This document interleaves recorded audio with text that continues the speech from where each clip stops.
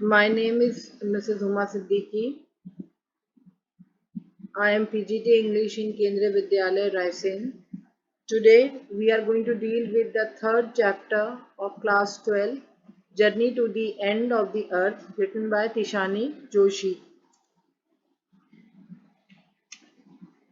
First of all, I would like to discuss the learning objectives to foster a new understanding and respect for our planet.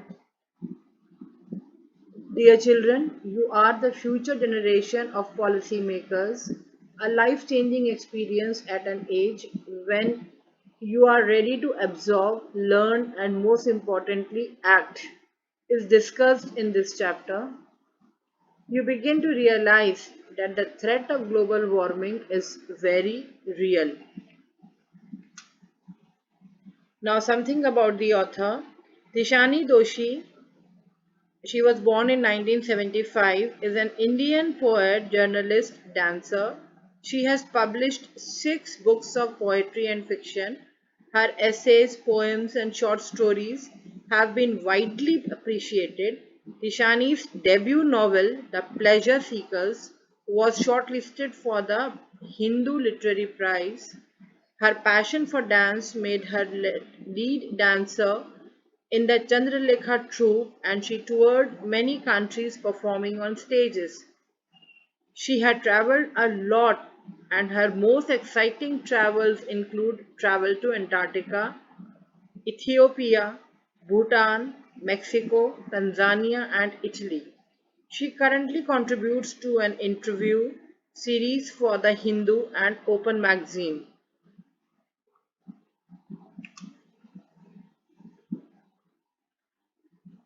Now let's begin the journey to Antarctica. The narrator heads towards Antarctica abroad. The academic Shokalsky,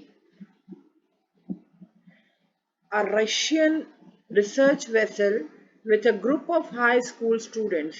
She reveals that Antarctica is the coldest, driest, and windiest continent in the world. She commences her journey from Madras, crosses 9 time zones, 6 checkpoints, 3 water bodies, and many ecospheres to reach her destination.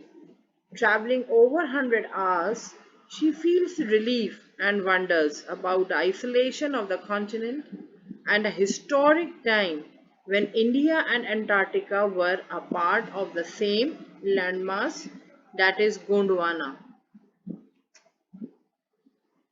Now here on your screen you can see the picture of Gondwana when India and Antarctica were together.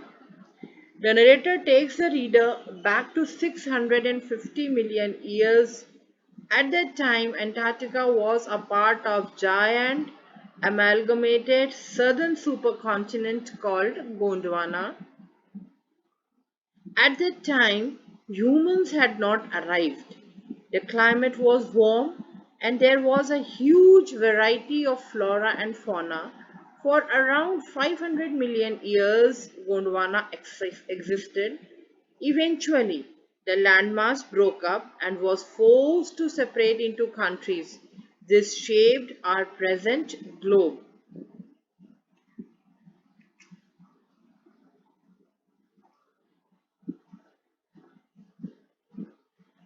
Narrator wonders at Antarctica, finds it blissful, belonging to a relatively warm country.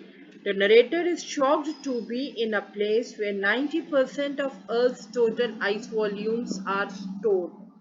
She feels she is walking into a giant ping pong ball. There is no human life there and nothing to show that human life exists on this planet.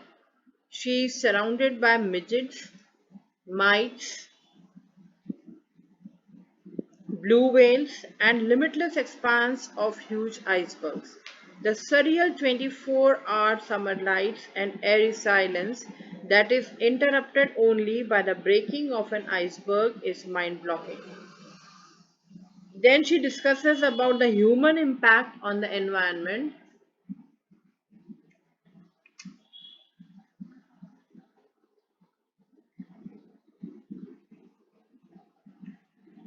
Before it, she deals with the formation of Himalayas, how when Gondwana segregated into different small areas, India pushes northward, jamming against Asia and form Himalaya.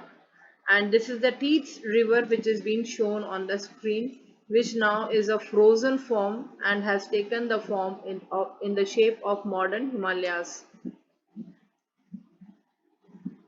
Now let's discuss about some human impact on the environment. Human beings have been on the earth for about 12,000 years.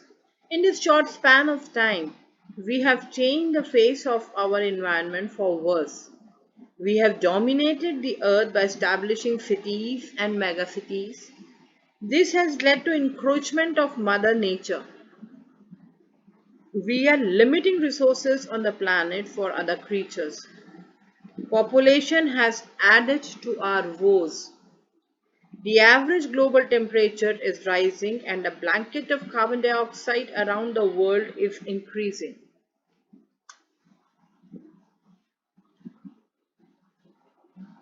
The paradox of climate change, the consequences because of the human doings on the earth.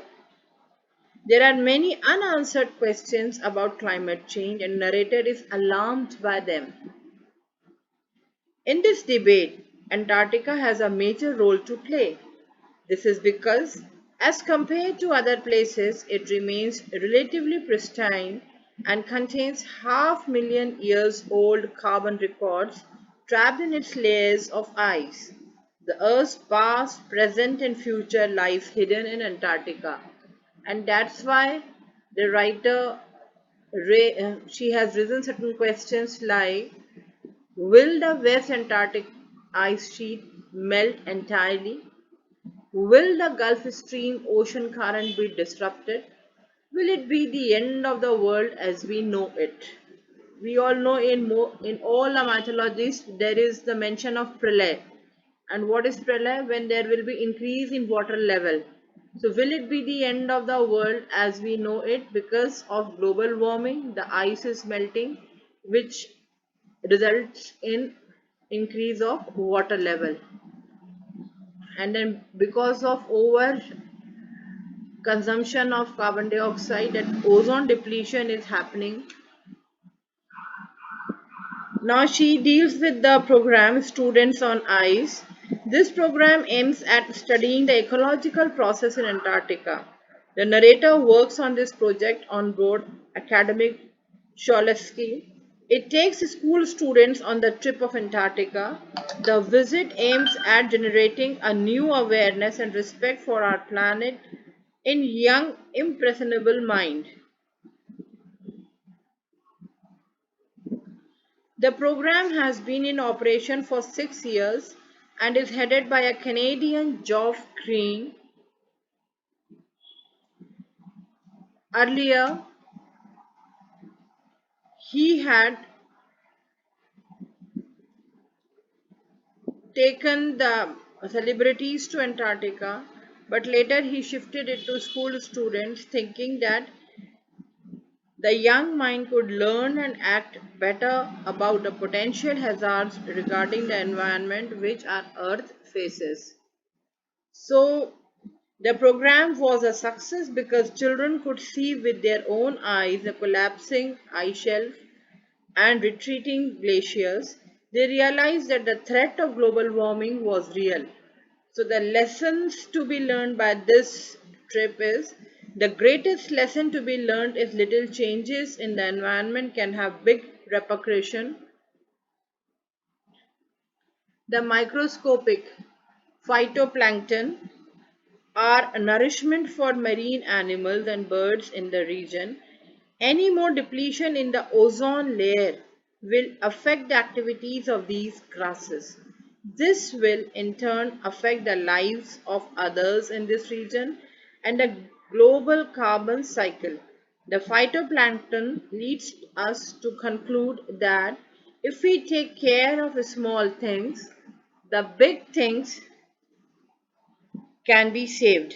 So Tushani Doshi, she had a memorable walk on the ocean. The narrator says that the experience of strolling on the ocean at Antarctica was a never to be forgotten incident for all. At 65.55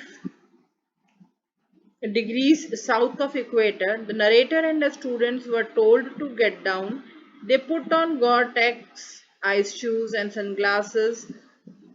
On over 180 meters of salt water, there was 1 meter thick layer of ice. It was a breathtaking experience to see crab eater seals sitting in the periphery.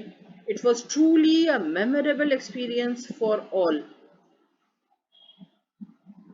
Definitely, this trip to Antarctica was a memorable trip for Tishani Doshi, and she gives the message, take care of the small things and the big things will fall into place. The author is overwhelmed with the beauty of balance in play on our planet. She has many questions in her mind. Whatever be the answers to those questions, she is full of optimism about the teenagers who are full of idealism to save the earth after having made the trip to Antarctica. Thank you.